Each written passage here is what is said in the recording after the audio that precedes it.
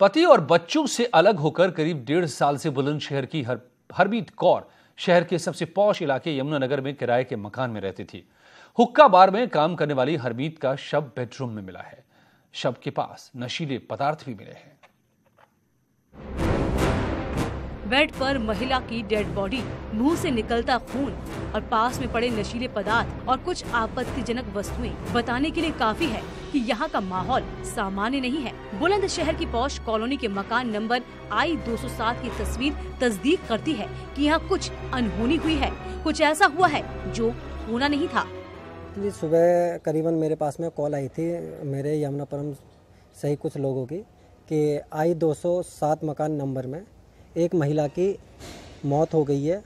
और फिर मैंने उसके बाद में आया मैं मौके पे। यमुनापुरम इलाके में उस वक्त सनसनी फैल गई जब मकान नंबर I-207 से हरमीत कौर का शव संदिग्ध परिस्थितियों में उसके बेडरूम से बरामद हुआ। शव आपत्तिजनक स्थिति में बिस्तर पर पड़ा हुआ था और महिला के मुंह से खून भी निकल रहा था। शव के पास ही कई नशीले पदार्थ और आपत्तिजनक वस्तुएं भी रखी हुई थी।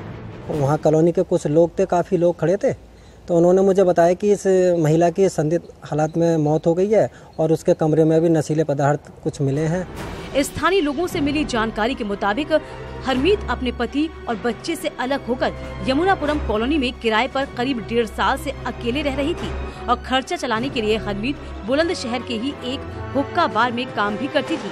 किराए के घर में जहाँ पे वो रहती थी वहाँ उसके बेडरूम में मिला। प्रथम दृष्टया कोई फोर्स्ड एंट्री नहीं पाई जा रही है। हरमीत की मौत के बाद पुलिस ने महिला के शव को कब्जे में लेकर पोस्टमार्टम के लिए भेजा है। हालांकि हरमीत की मौत हत्या है या फिर कुछ और, उस पर पुलिस अभी कुछ भी कहने से बच रही है। मौत के पीछे किसी कातिल का हाथ है या फिर नशीले पदार्थों के ओवरडोज की वजह से मौत हुई है, पुलिस इन सब सवालों के जवाब की तलाश में जुटी हुई है। बुलंदशहर से अली शरल, न्यूज़ 18 के लिए। नोएडा में 3 युवतियों के साथ गैंगरेप के मामले में 9 में से 7 आरोपियों को गिरफ्तार कर लिया गया है। पीड़ित युवतियों की तहरीर के मुताबिक वो सेक्स वर्कर हैं और अपनी मर्जी से सेक्टर 135 के एक निजी फार्म हाउस गई थी, लेकिन वहां कई लोगों ने मिलकर उनके साथ जबरन संबंध बनाए, मारपीट की और पैसे भी नहीं दिए। पकड़े गए हैं, जो 7 लोग पकड़े गए हैं, ये वहीं पे बने फार्म हाउस का कोई केयर टेकर है, कोई गार्ड है, मैक्सिमम इनमें से गार्ड्स हैं। और जिस फार्म हाउस में ये घटना हुई है वहाँ का गार्ड भी इसमें इन्वॉल्व पाया गया घटना में, उसकी भी गिरफ्तारी हुई है। और एक इसमें कैब चालक है, ओला कैब चालक है, उसकी भी गिरफ्तारी नहीं हो पाई है। और मैक्सिमम लोग वहीं के ही जो केयर टेकर और गार्ड्स हैं वो सब। न्यूज़ 18 की खबर का एक बार फिर दमदार असर देखने को मिला है। रायबरेली जिला जेल वीडियो मामले पर डीजी जेल आनंद कुमार ने कहा कि जेल के भीतर वीडियो बनाने वाले कैदी आकाश यादव के खिलाफ मुकदमा दर्ज कर लिया गया है और डीआईजी जेल उमेश श्रीवास्तव पूरे मामले की अब जांच करेंगे। उन्होंने कहा कि जेल कर्मचारियों की जिम्मेदारी तय करने के लिए जांच हो रही है और जांच रिपोर्ट के आधार पर जिम्मेदार लोगों के खिलाफ कार्रवाई की जाएगी। दरअसल इन दिनों सोशल मीडिया पर एक वीडियो वायरल हो रहा है जिसमें दबंग कैदी दूसरे कैदियों को सजा दे रहा है, कान पकड़कर उनसे उठक बैठक करवा रहा है और उन्हें भद्दी भद्दी गालियां दे रहा है। बहुत दिन बाद 2 साल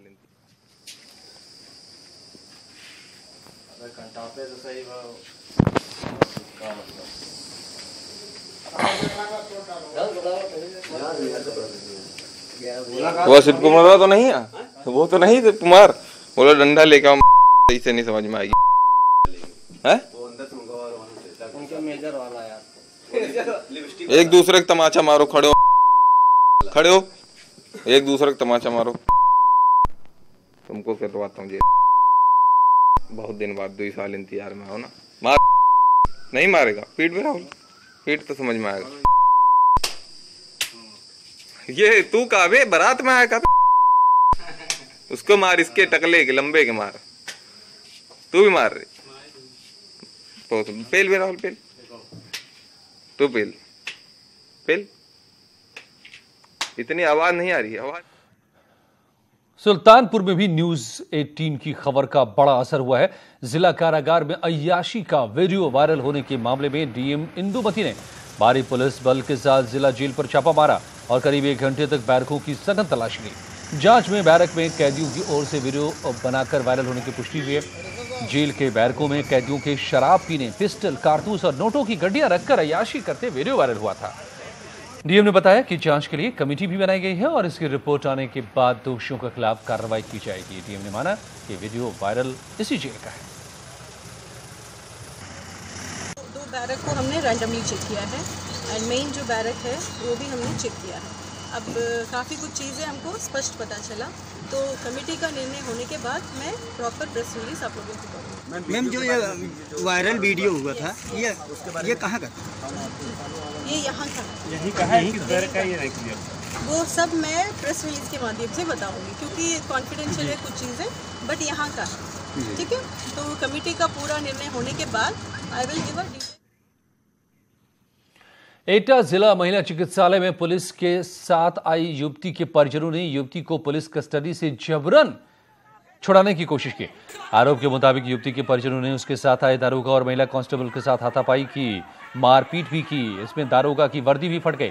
पुलिस पर हुए हमले के बाद अस्पताल में अफरा तफरी मच गई। खबर मिलने के बाद भारी पुलिस बल मौके पर पहुंचा। पुलिस ने इस मामले में 4 महिलाओं समेत 6 लोगों को गिरफ्तार कर लिया है।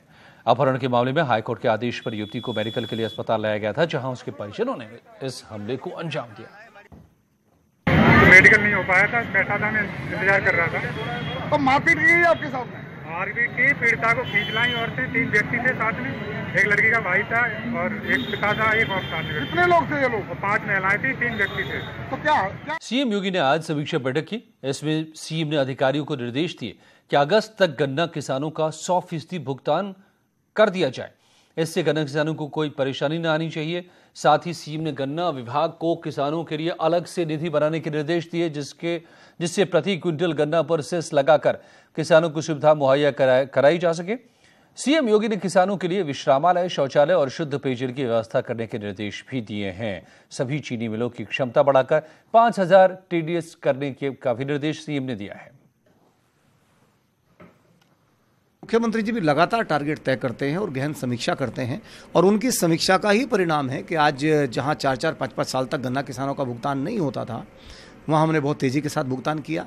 और उत्तर प्रदेश में योगी सरकार आने के बाद अब तक 69,000 करोड़ रुपए का गन्ना किसानों का भुगतान हो चुका है। जो मिलें बंद थी, 10-10 साल से मिलें बंद थी, चाहे बुलंदशहर हो, चाहे सहारनपुर हो, चाहे चंदौसी हो, सारी मिलों को चलाया गया है।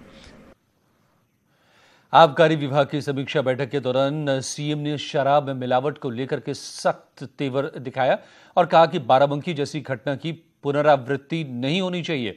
सीएम ने साफ आदेश दिए कि ऐसी घटनाओं की तह में जाएं और मिलावट करने वालों के खिलाफ प्रभावी कार्रवाई करें। सीएम ने यह भी कहा कि यह भी पता लगाएं कि ऐसे लोगों में कहीं राजनीतिक संरक्षण तो नहीं हासिल कर रखा है, उनकी भी तलाश करें। सीएम ने साफ कर दिया कि हर आबकारी अधिकारी और थाना इन घटनाओं के लिए सीधे सीधे जिम्मेदार होंगे। हमारे आबकारी विभाग का एक प्रकार से 3 चीज़ों पर निर्भर था। एक तो कितना राजस्व हमने अर्जित किया और उसका 3 साल का तुलना हमने अपने विभाग में दिखाया था कि 16-17, 17-18, 18-19 का जो फिगर्स थे और कैसे उसको हम लोगों ने अर्जित किया, क्या क्या सुधार हमने विभाग में किया। और सीएम ने खादी एवं ग्रामोद्योग विभाग की समीक्षा बैठक भी की। इसमें खादी को लोकप्रिय बनाने के लिए उसे ब्रांड बनाने के निर्देश दिए। सीएम ने कहा कि महात्मा गांधी जी की 150वीं जयंती पर भव्य कार्यक्रम हो। खादी विभाग के अधिकारी और कर्मचारी फील्ड में जाएं और लोगों को वॉलंटियर जो मांगे उन्हें वॉलंटरी रिटायरमेंट दें। सीएम ने 1000 लोगों को सोलर चरखा और चाक मुहैया करवाने के भी साथ ही 5 दिवसीय प्रशिक्षण के भी निर्देश दिए। 150वीं गांधी जयंती के मौके पर सरकार 8 कंबल कारखाने चलाएगी और कंबल की खरीद राज्य सरकार करेगी। इस बैठक में कई मंत्री मौजूद थे।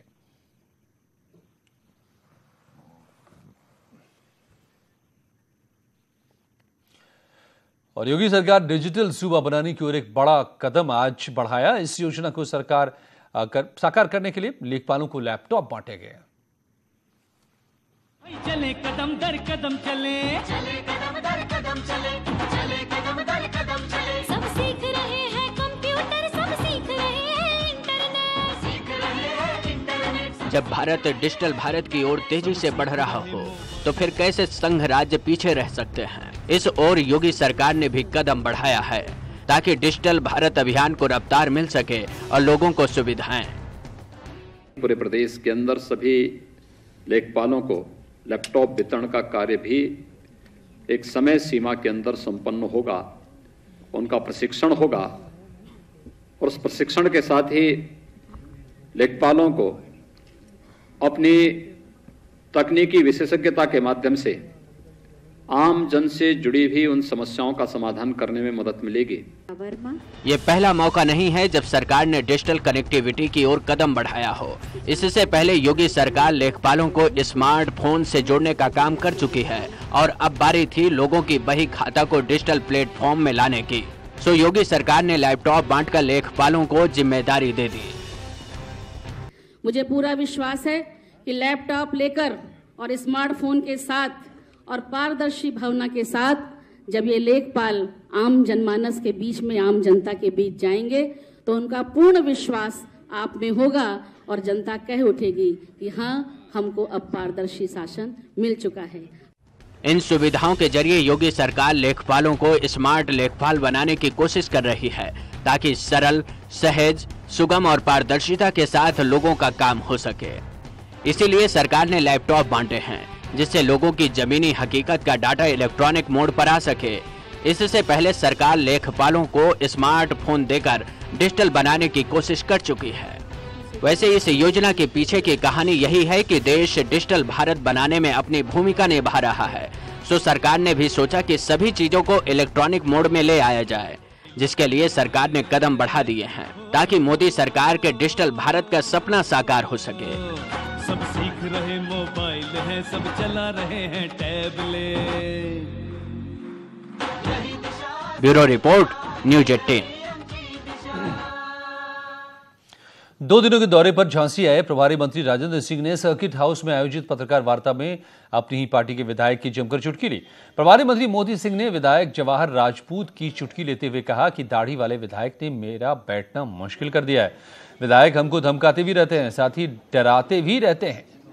राजपूत जी हमारे माननीय विधायक है, मेरा बैठना मुश्किल कर दिया। सबका बैठना मुश्किल कर देते हैं, इसमें कोई नहीं बचा है जिसको धमकाते नहीं वो दाढ़ी बाबा।